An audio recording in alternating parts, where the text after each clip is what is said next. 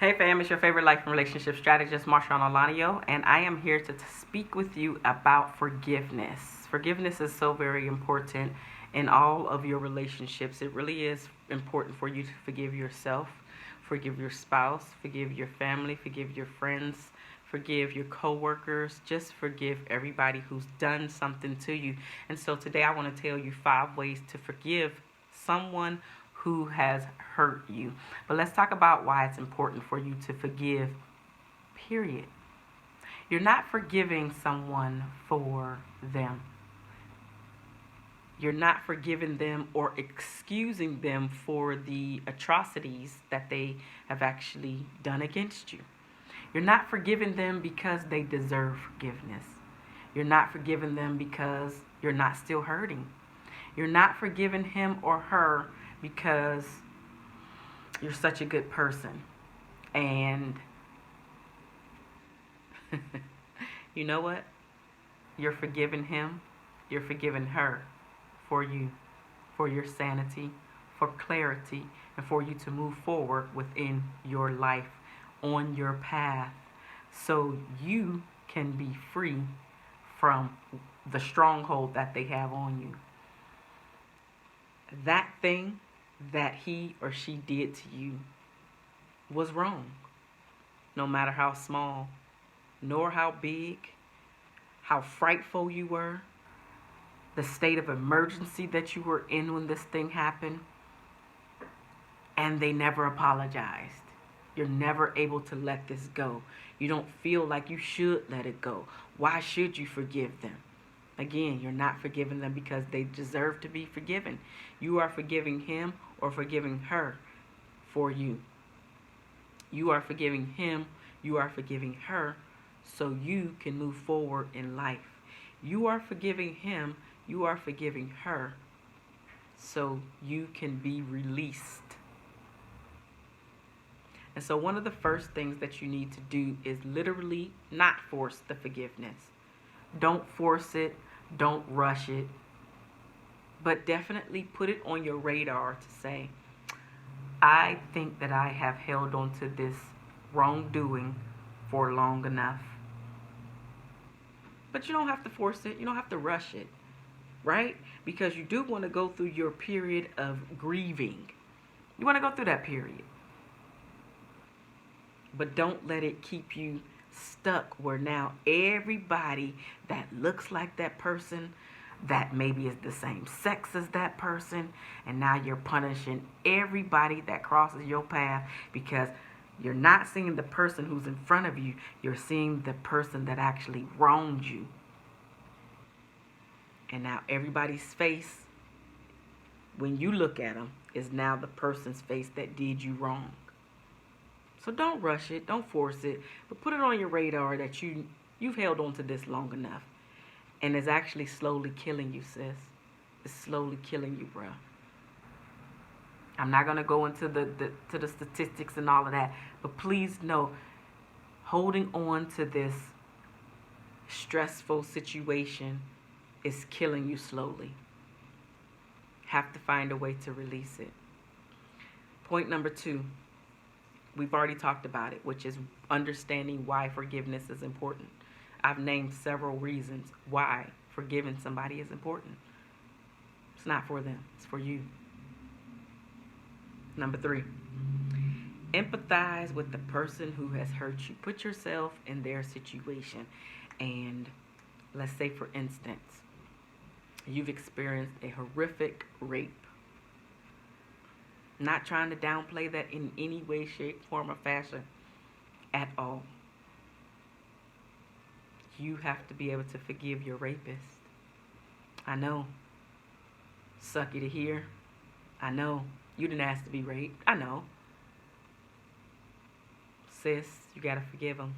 Bruh, you gotta forgive her or him. Have to. You have to forgive them so you can release. And when you start to release this stuff, you have no idea how many people you will be helping. Don't feel ashamed. Don't feel like it was your fault. Even what society is saying about what you are wearing. Shouldn't have had that on. You shouldn't have been doing that. You shouldn't have gone so far, and then you trying to say no when his penis is hard. No, no, because no does mean no. Doesn't matter how far you've gone. But you have to forgive him. You have to forgive her. Because this thing is eating away at you. It's starting to slowly eat away at your soul. You have to forgive the person that has done this evil act to you, so you can be free, so you can be set free. You no longer have to feel ashamed of it. You no longer have to feel guilty about it. And I'm telling you, the more you talk about your story, the more you share what happened to you, the more you feel empowered, the less shame you feel, the less guilty you feel, the more people you help who've been in your exact same situation before. And even that'll come after. Fourth thing. I know this one is going to be a hard pill to swallow for a lot of people. But don't take what happened to you personally. Let's go back to the example of being raped. Raped has really nothing to do with the fact that they wanted to have sex with you per se. Rape is all about the control factor. It's all about the control factor. Don't take it personally. I know that's a tough pill to swallow. And I know some of y'all like F you. I get it. Only way you're going to be free, you got to let it go. Only way to let it go, forgive them. I'm talking about forgiving them to the point that if their name, especially if you know this rapist, especially if this rapist is in your family, especially if this rapist is a family friend that you still have to see to this day, you have to be around them when the holidays come up or something like this. You have to see them because you want to be around your family, but that person is there. Don't take it personally. Yeah, you be cautious. Yeah, you watch your children. Yes, you watch other children, right? But don't take it personal what happened to you. Release all of that. And if you're a believer like me, then you release it to God. Maybe you even pissed off at God that God let this happen to you. Well, tell God about it. Yell and scream at God about it, because listen, he already know your heart anyway. He already know you pissed off at him. He already know that's why you doing all that crazy, silly stuff that you doing. He already know that's why you cannot give your heart to the next woman, to the next man that comes along, because you still pissed off and hurt and angry and frustrated, and you ready to kill. Literally, not figuratively. You are literally ready to kill the person that did this to you. You got to let that go. You do. But maybe your situation wasn't rape. Maybe it was abandonment. Now you resentful.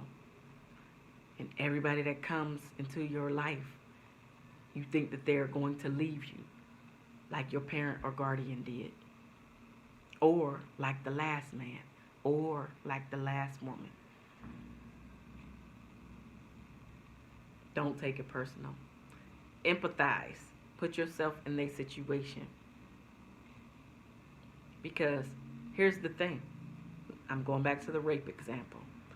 Most rapists have been raped themselves, and they never got the help that they needed. And so now you're here to get a small portion of the help that you need for the releasing portion of it. If you have not sought out therapy, then seek out therapy. If you have sought out therapy, but you need to go deeper, listen, there is someone out there, and maybe you want to talk to somebody who's been in your shoes. I've never been in your shoes specifically when it comes to rape.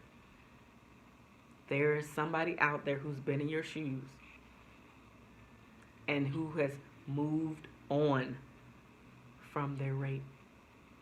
And the more they talk about it, the more released they are, the more empowered they are. And they are not letting that atrocious act against them keep their life stuck, where they become this very resentful, angry person where everybody's going to pay. Everybody doesn't have to pay because you still have a choice. You have a choice to be this evil, mean person or somebody who says, you know what? That fucking happened to me. It fucking sucked, but it happened. Now, how am I going to pick myself up? And what am I going to do now? How am I going to protect myself now? Am I going to wallow in my misery or am I going to take self-defense classes? Am I going to wallow in my misery or am I going to talk about it so I can be released? Am I going to wallow in my misery and let everybody else pay for that person's mess? Or am I going to empower as many people as I can so it doesn't happen to them? We all have choices. Which choice is yours? Which choice is yours? The last and final point is to learn from your experience. I'm a true believer that God doesn't put anything on us that we can't handle. Sis, you were able to handle that. Bruh, you were able to handle that. Again, maybe the person that you need to forgive didn't rape you. Maybe the person that you need to forgive didn't abandon you. But maybe they did do something else to you, which is why you're watching this video. You have to find a way to forgive the person or people that hurt you. And so down in the comment section below, the question of the day is, who has hurt you and who do you need to forgive? Who do you need to forgive? Because here's the thing. Hurt people hurt people. Why is that important? That's important because just like people have hurt you, because you're the person that's hurting, you have hurt people too. Empathize. Put yourself in the person's shoes or people's shoes that have hurt you, because you have 9 times out of 10 now become the person who has hurt other people because you're still hurting, because you have not forgiven the people or the person that has hurt you. And now it's time to release that. It's time to let that go. When you find the people or person that you need to forgive, you write a letter of forgiveness. Pen it out. Get out everything that happened to you. Get out every emotion that you need to feel. I'm telling you, afterwards, it's going to be super cathartic. It is. Now, if you want to go deeper and want to learn more about this particular forgiveness thing, reach out to me. Send me an email at MarshaunOlanio.com. It is down in the description box below. I look forward to hearing from you. Be blessed. I love you, and there is nothing that you can do about it.